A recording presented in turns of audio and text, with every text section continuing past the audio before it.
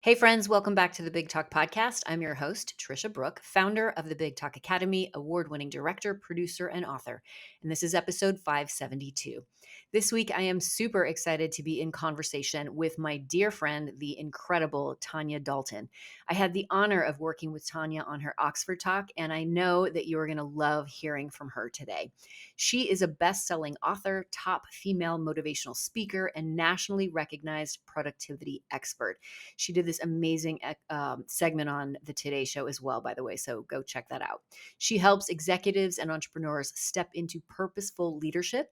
Tanya's books have been translated into eight languages around the world. Her first book, The Joy of Missing Out, was named a top 10 business book of the year by Fortune magazine.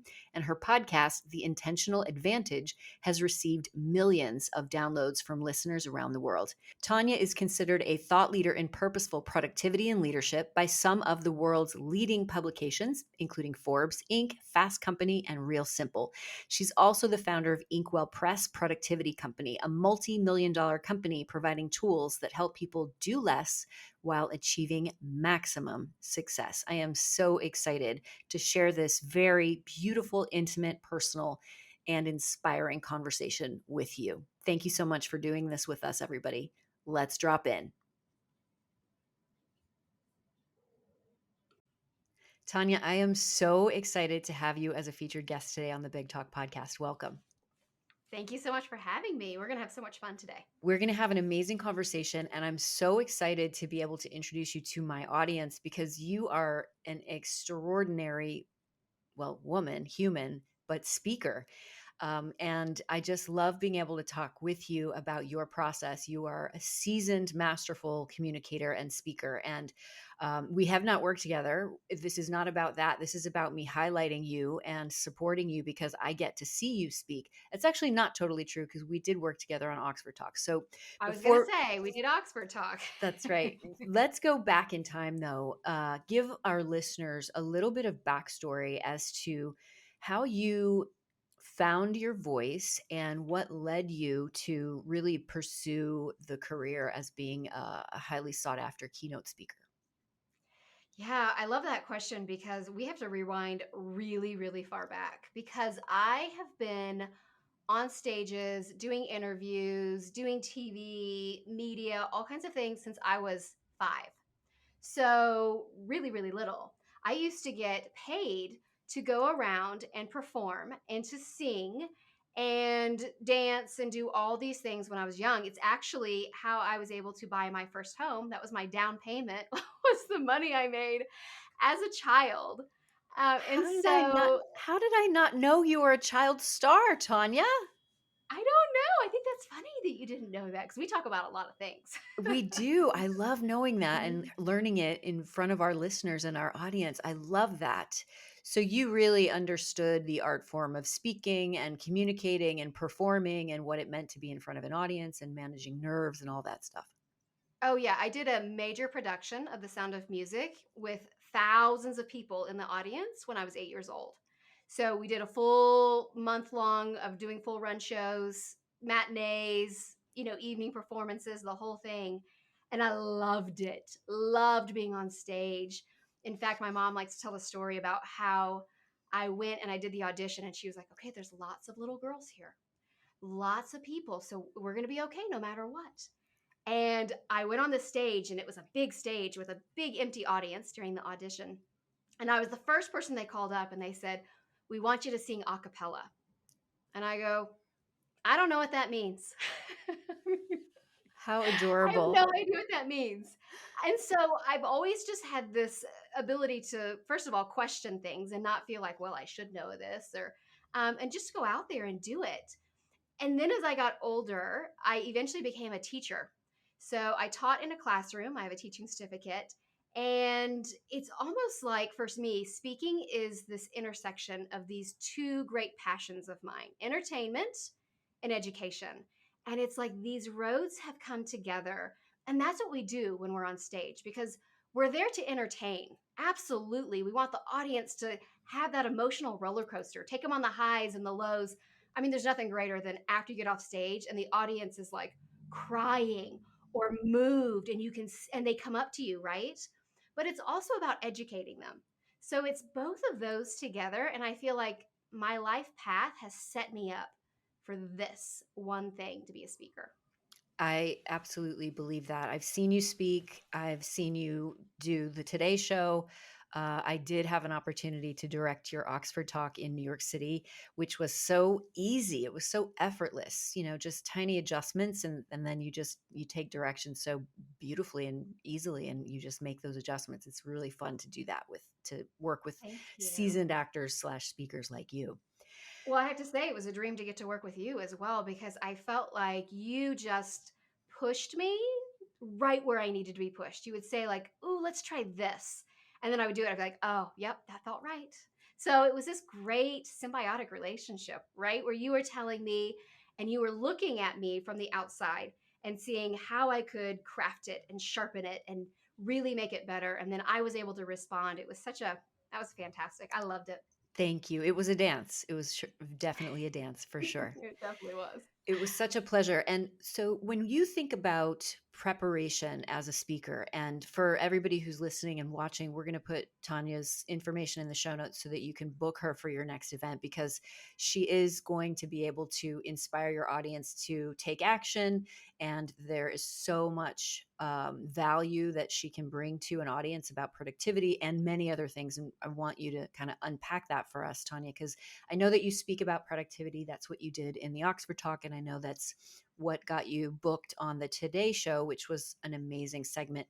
For everybody who's listening, if you ever get the opportunity to do TV, you're lucky if you get a 1 to 2 minute segment. Tanya's segment went for 6 minutes. I was timing it. I was watching it and I was like, they're going for 6 minutes. It was so amazing. And this is what a masterful speaker can do. You don't realize the time is passing because they kept asking you questions. So let's unpack that experience first, you as a speaker on the Today Show, and then we'll go back and talk about your keynoting preparation. Yeah, that was so much fun. Honestly, being on the Today Show and flying up to New York and being a part of that, it was, a lot of it is the preparation because it is you have to get on the call with the producer a week or two before. They ask you a lot of questions. You have to be able to think on your feet. So I think it's really important that not only do you love what you talk about, but you know it inside and out. So you're ready because yes, they have questions in advance, but they're like, hey, host will throw anything at you. And you have to be ready for that. So it was a lot of fun. The producer came. I sent her a copy of my book after they reached out to me. They reached out. They said, hey, are you available to come on the Today Show and do a live segment? Like, let me see if my calendar will allow that. Yeah, I'm going to move things around to make that happen. But I showed up and I had already sent the producer because we'd done our phone call. I sent her a copy of my book, of The Joy of Missing Out, my first book. And she was like, oh my gosh, I love the book. I've already bought a copy for my daughter. I'm already having her do some of the things that we talked about. So I felt really at ease and I felt ready for it.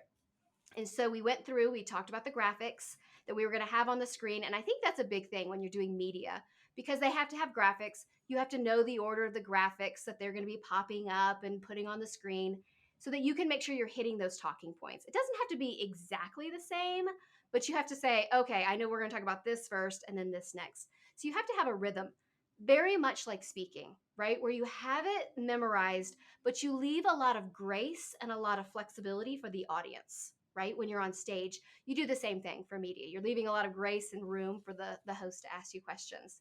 And she said to me, she said, we have 3 minutes allotted. She said, if we feel like it's going well, we'll extend it. And as you know, it It got was extended. going It well. was fantastic. One of the things when I'm watching theater or speakers or my speakers who are doing media, I always watch through the lens of the director. And so I'm picking up on everything, every single thing that you are doing, wearing, saying, being. And I'll, if I may, just do a very simple analysis. You were Yeah. so involved in the conversation and in the content. There was absolutely zero self consciousness. And we've all seen people who get on TV and there's a little bit of self consciousness happening. You were able to communicate in such a fun, vibrant, interactive way that it was just so masterful. It was like you're always on TV. Thank you. Thank you. I think I'm so comfortable on TV because people were like, "You don't even look nervous." I was like, "I'm not nervous. I'm there. I'm getting to spread the messages that Yeah, I believe in." And to me, that is it's not nerve-wracking, it's exciting. And then one of the things I tell people a lot of times is that nervousness and fear feels exactly the same in your body as excitement. So you totally. can choose to feel like the butterflies in your stomach or the sweaty palms or the shaky legs. You can choose to say, that's fear and I'm really scared. Or you can say, I'm at the top of the roller coaster and we're about to go down that hill and it's going to be amazing. It's the same feeling in your body. It's how you choose to look at it. Oh my gosh. So if I were at the top of a roller coaster and about to go down, I would want to throw up. And I think that that is such a good metaphor because sometimes before you go on stage, you may feel like that, but you're not going to. And the adrenaline kicks in. And then when you make it about the audience and it's all about serving them, you stop thinking about how you feel. You can coexist with that fear. Without question. And I think that also allows you to lean in because I think one of the things that a lot of people make the mistake of doing is they go in and they're like, here's the script, this is how it's going to sound, and this is what I'm going to do. And you have to leave that room for the audience. You have to leave space for, is this going to hit or is this going to fall flat? And if it falls flat, okay, I'm going to shift gears and I'm going to reposition things, right? Even though I've got my slides ready, I've got different ways I can position it. There's different ways I can present it. And so it really is a relationship. It's not you on stage talking to people, it's you interacting. It's an energetic exchange. And I think that so many people get really caught up in I say this, then I say this, and then I say that, that the audience doesn't have an opportunity to latch on and engage and give you energy back.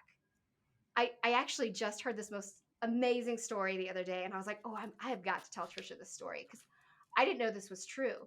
But, one of the probably top five most iconic speeches of all time, Dr. Martin Luther King's I Have a Dream speech. Yes. Did you know that the second half of that, the I have a dream part, was not pre-scripted? That he riffed and wrote, he said that almost on the fly because they have the original speech Yep. and the first part is pretty close word for word for what he had written. But about halfway through, he shifted gears. And you'll notice if you watch the speech, he's no longer looking down at his notes. He's speaking from his heart because he's listening to the audience and he's responding with this amazing story of his dream. And I Yes. think that, I mean, talk about master orators, right? Like amazing. So to see someone like that doing that, you're like, okay, yeah, that's a master class. Absolutely. That is being in a scene with your partner and the audience is the scene Hmm. partner.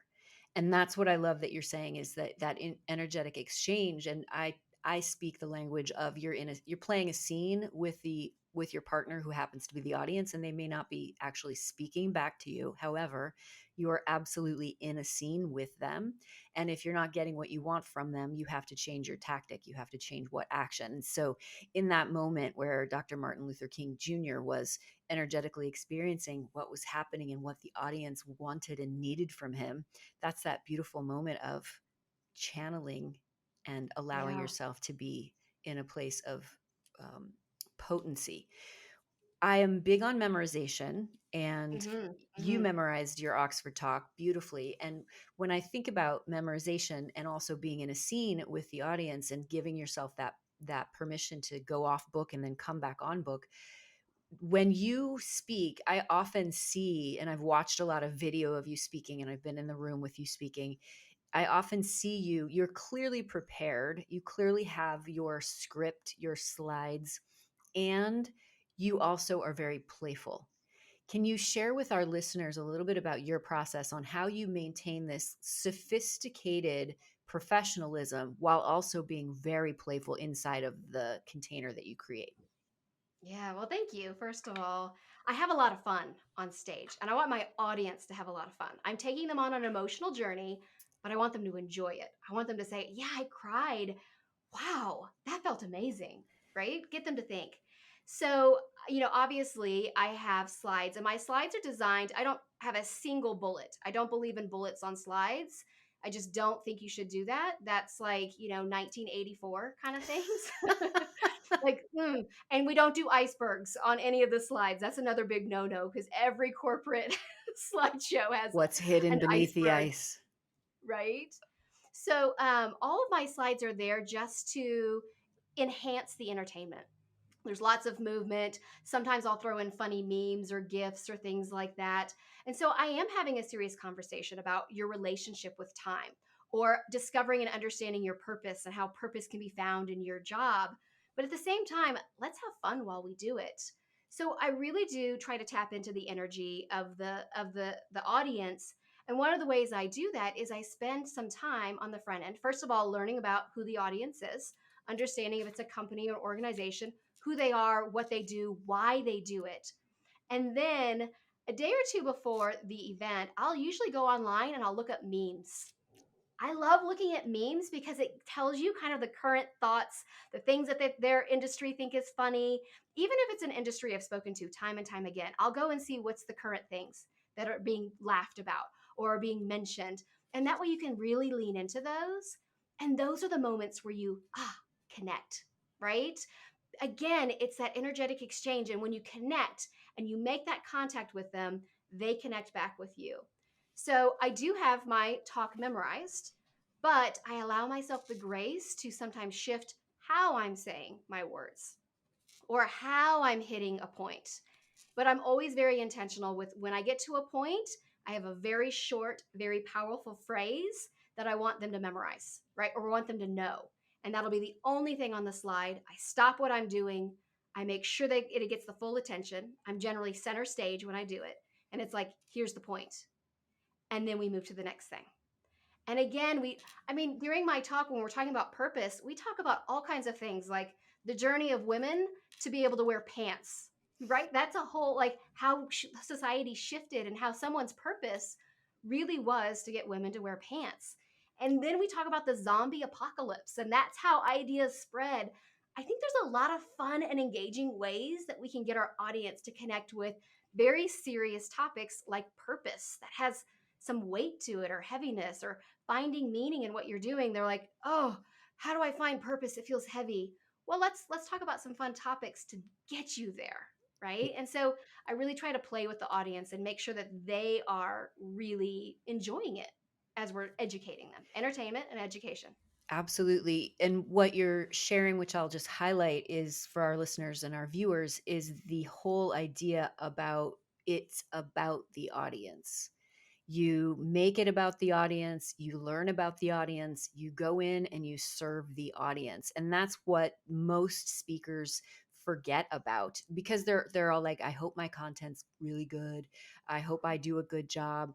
And yes, we all want to do a good job and we want to make sure our content is good. But when you get on stage, it's no longer about that. You are 100% there as a vessel to serve them. And I think that's the thing that's most important. So, spending time with your audience on the front end, if you can, I think is really valuable because even, you know, I've been on stages before and I've had conversations 15, 20 minutes before I go on stage, and I'll mention, oh, I just had a conversation with Susan and she was telling me this. And that woman immediately, well, she's connecting. And the people who know Susan are like, oh, wait a minute. And they can tell that I care. It's not just me here to do a job. This is never a job, ever, ever a job.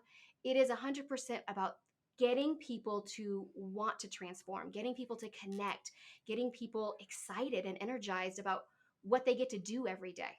And I think Hmm. that's really, really powerful.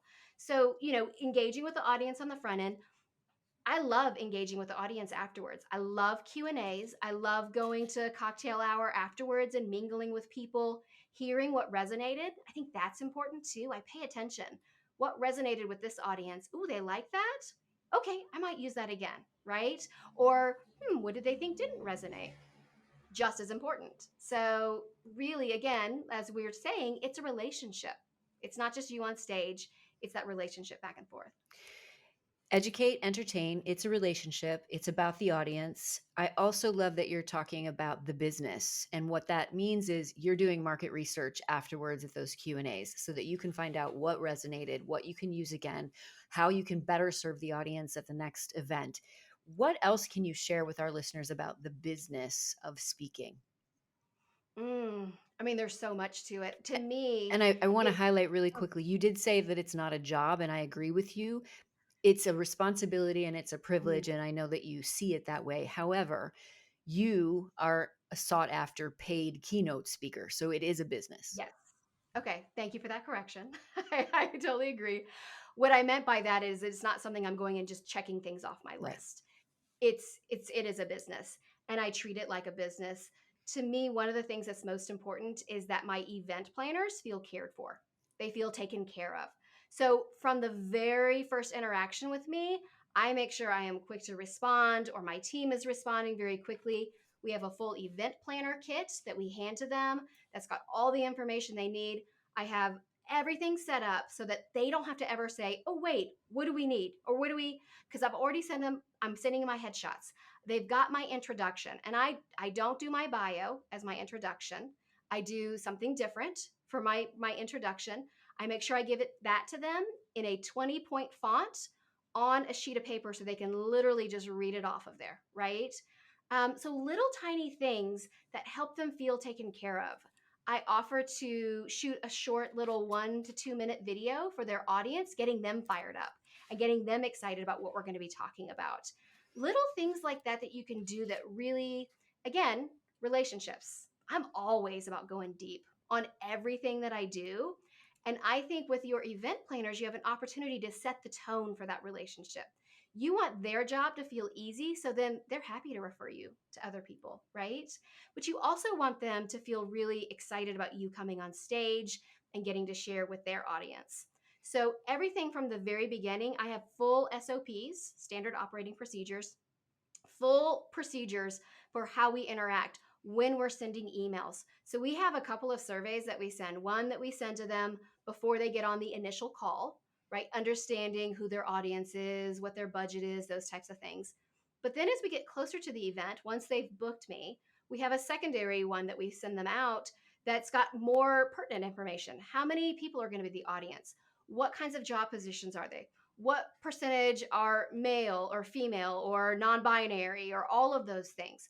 How many people are, so I try to really get a full understanding, and then I do a consult call with them, like a 30-minute consult call about 3 weeks before, where we hammer out any final details. Everything from what's the backdrop of the stage, because if it's a black backdrop, I'm not wearing a black outfit, right? uh, if it's a blue backdrop, I'm not wearing a blue outfit. Little tiny things that make a difference. All of that is set up in these procedures that I have so nothing gets missed and they always feel taken care of. I think that's really important. This is such good information for our listeners, Tanya, and for our viewers. These details that you are specifically using to connect with the event planners and to make both of your lives easier is what makes you the speaker they ask back. Thank you. Yeah. I mean, I want to know what their goal is for their audience, not just for my talk. Oftentimes, I'm either, when I was the closing keynote recently for eBay, I wanted to know who was the opening keynote, what were the different breakout sessions, because then when I spoke as the closing keynote, that's a big responsibility. I want to make sure I'm closing the circle on all of this. I want them to leave this event with an amazing experience.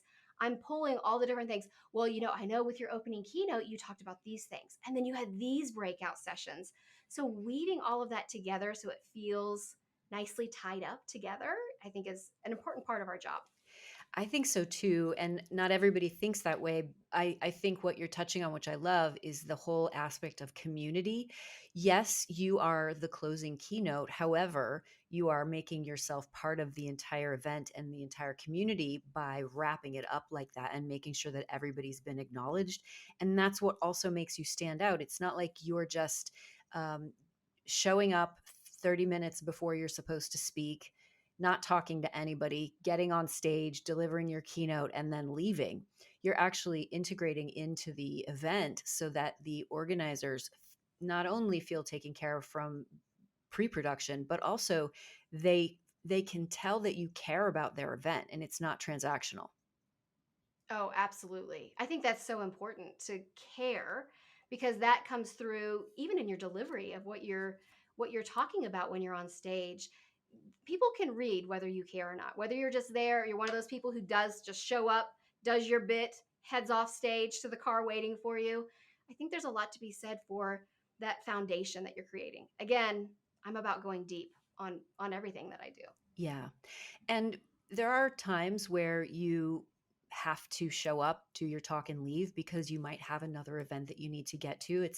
When you're a sought after speaker, that happens sometimes. However, you can still have some foreplay, if you will. Absolutely. Absolutely. Because a lot of that happens in the weeks and the days heading up to it. Even then, like when I land and I get to the city I'm going to, I will text the organizers, want to let you know I'm here.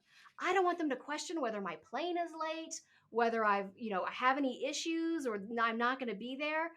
Little things like that make a huge difference, right? Sometimes you do have to like rush on stage.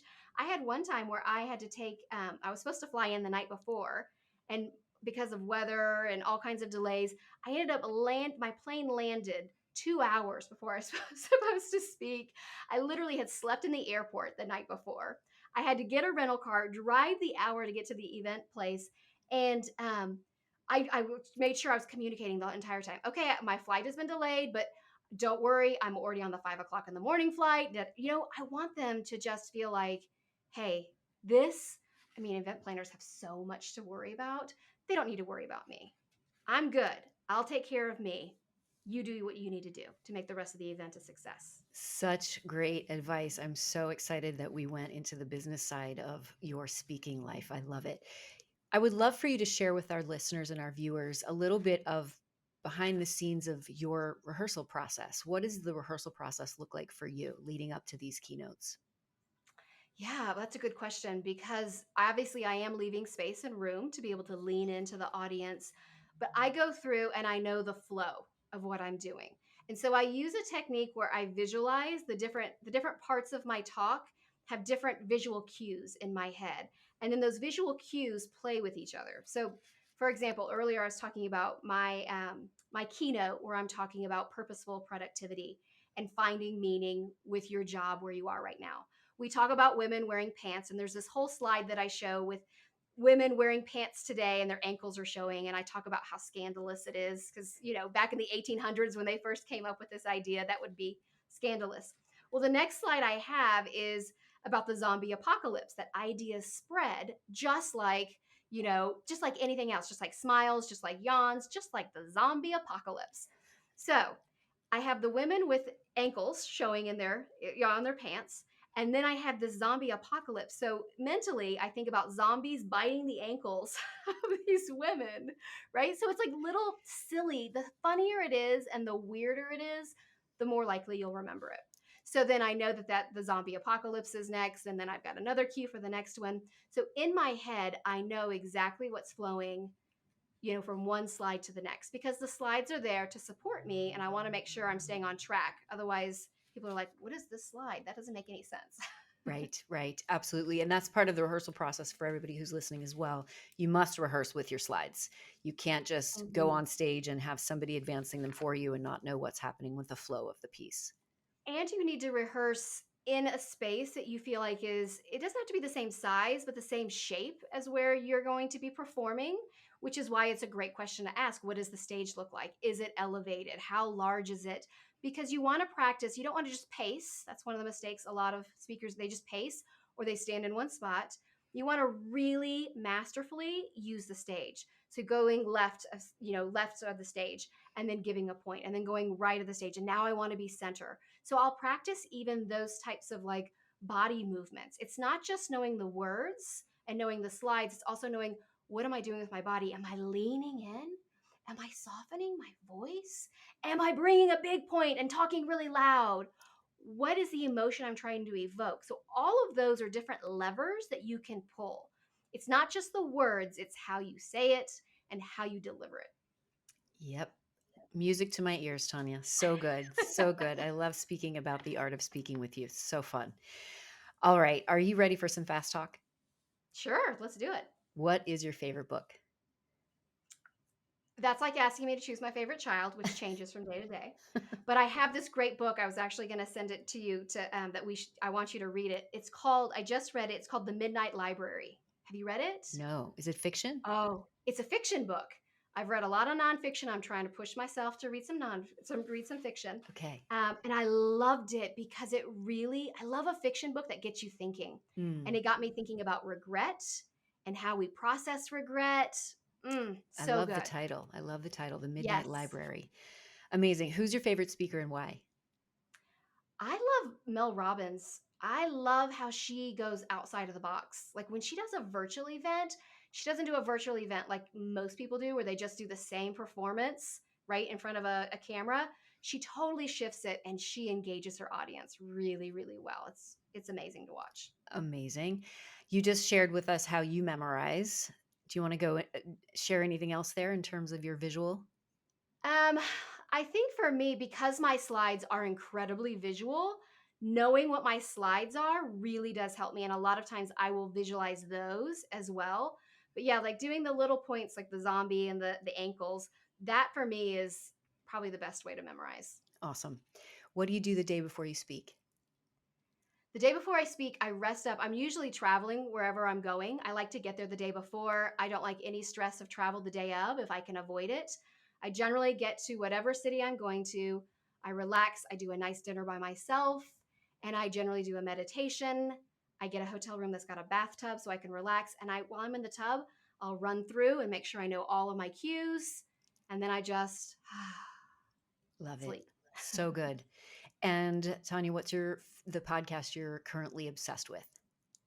I like this question because I have a friend who just started a podcast called Becoming Wealthy, and it's her and her 16-year-old daughter. And my friend is an amazing investor who's done incredible things. And the whole podcast is her teaching her 16-year-old how to become a millionaire before she's 21 on her own with investment principles. So she wants to teach these other moms like me, who have children that I want to empower with financial abilities. And I love it because they're having these great conversations. It's modeling some financial conversations between mothers and daughters. I love talking numbers and money with other women because I think it's definitely a subject that we shy away from. We have a tendency to as a community. And so, anyways, it's a fantastic podcast. Amazing. We'll put all of that in the show notes, everybody, so that you can tune in to Becoming Wealthy. Is that what you said, Tanya? Becoming Wealthy? Yes, with Michelle Bosch. Okay, amazing. It has been such a pleasure to have you on the show as a featured guest today. Where can our listeners get in touch with you? And I think you have a gift for us. Yes, so you can go to tanyadalton.com. That's the best place to find me. You can find my podcast there or anywhere where you're listening to this podcast. Right after we finish up, you can do a search by my name or The Intentional Advantage. You can find links to my speaking there as well and see my speaking reel. And I'm pretty sure I have a clip of the Today Show since we talked about that on my website. So tanyadalton.com.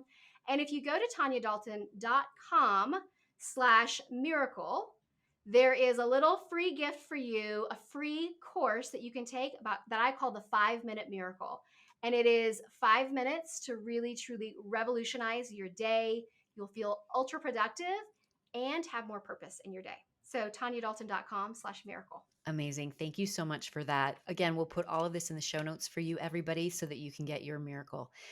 I have loved having this conversation. For those of you who are watching on YouTube, be sure to subscribe and hit the notification bell so you get access to our latest episodes. And if you are listening to this on your podcast, thank you so much for tuning in and giving us your precious time.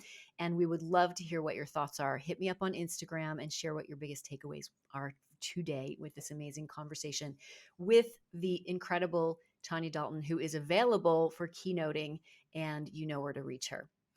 Thank you, everybody. Remember, your voice matters. Big love.